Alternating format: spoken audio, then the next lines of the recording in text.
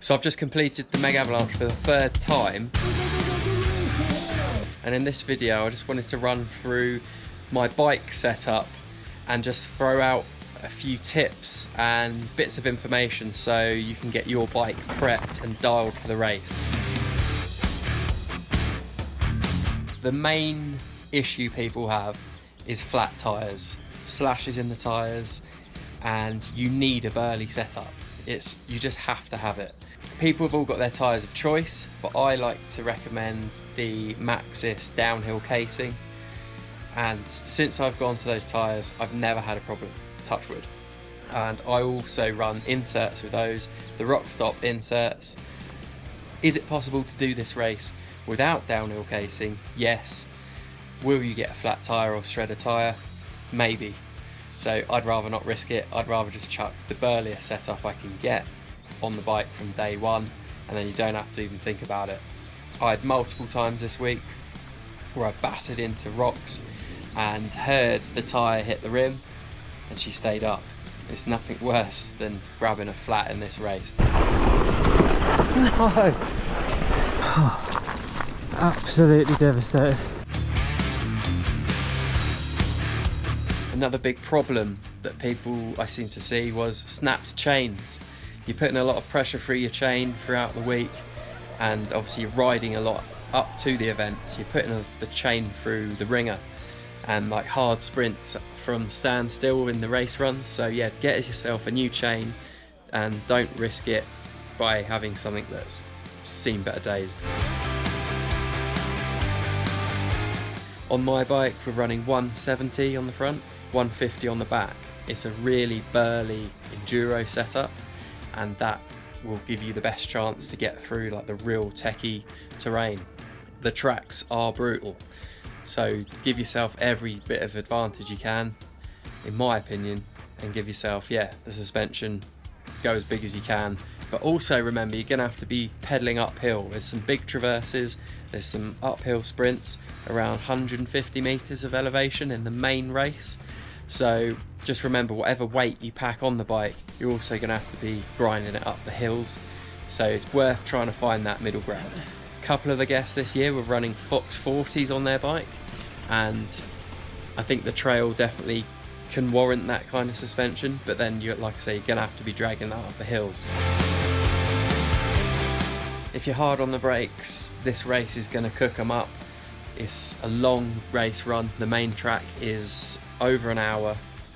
I mean 45 minutes if you're pro, but if you're taking an hour, some of the descents are quite steep, so you are hard on the brakes, so it's likely to cook them up. 4-pot minimum, like your four piston brakes minimum, and you've got to really try and stay off the brakes if you can, feather them, keep them cool if you can. But yeah, so I'm running the code RSCs. Make sure they're fully bled, fresh pads in there, and you should be good to go. So a quirky little tip I found was this year's Mega was really wet, and the soil in the midsection became like peanut butter soup. It was claggy, so I decided not to put the mudguard on. I think it paid off, because when you're in the steep wood section it gets quite slow, your tyres clog up, and if you've got a big juicy mudguard on there, that can get blocked up as well. Have a think about your water setup for the race. You definitely want to be getting a drink if you can, especially on the climb, the main climb going up. There's often people sort of chucking water over you and stuff like that, but if you haven't got that, you definitely want a water bottle. I mean, riding this race with a camelback is not ideal. Some people do it, but really you want to be free and able to move around without the bag in your race run. So yeah, definitely try and carry a bit of water, even if it's just a splash over your face, or try and get a mate on the climb just to throw some in your face, just to keep you going, keep that tongue nice and moist, because especially when it gets hot and dusty, it is brutal going up there, and you're coughing up dust for a few days. As you can tell by my throat, it's absolutely ruined. Pedals, hot debate. I always run clipless, and I just prefer it. Going through the chatter bumps, the rough stuff, I just love being able to clip into that neutral position, same time, every time. However, on this last race, because it was so wet and it was so sticky, I actually think the flats would have been best for this time, because there's some hard hairpins in the main track and the quali track, and just coming in those corners off, like with one foot off and then having to get clipped back in and then take the other foot off, it is a bit of a faff, and especially in the wet you just can't get clipped in sometimes. So I actually think flats in the wet for this race would be preferable, and in the snow as well, especially when it gets steep, you've got to be really competent on your clipless pedals, because getting clipped in and out on the snow is tricky. So I'd say overall flat pedals for the win, and I'm surprised to say that.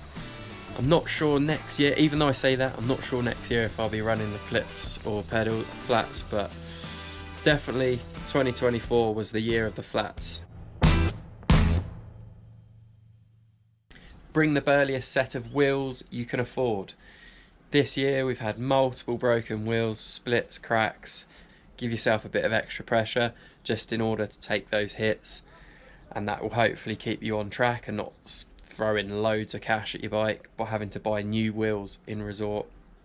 If you've got a spare set at home, maybe bring them with you, and that will just help limit your expenditure on the trip and keep you racing.